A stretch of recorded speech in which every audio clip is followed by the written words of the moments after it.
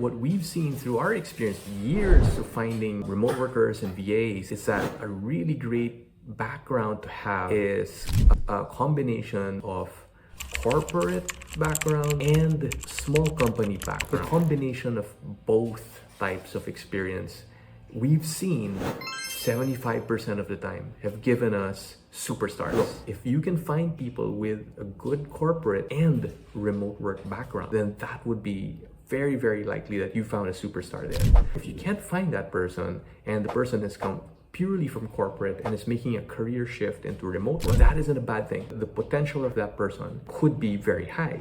You just need to kind of be prepared to train them, equip them, figure out what the gaps are, and work with. I've hired from that sort of background as well for my company, and I can guarantee you in 3 to 6 months, if you've made the right hire, then for sure they can be superstar level. Now, if you're hiring people with a purely freelance background, purely remote work background, then it still could work. What you want to do is, as much as possible, look for people that have come from remote companies that are on the bigger side. People who have no corporate experience. They've started out in remote work, but at bigger companies.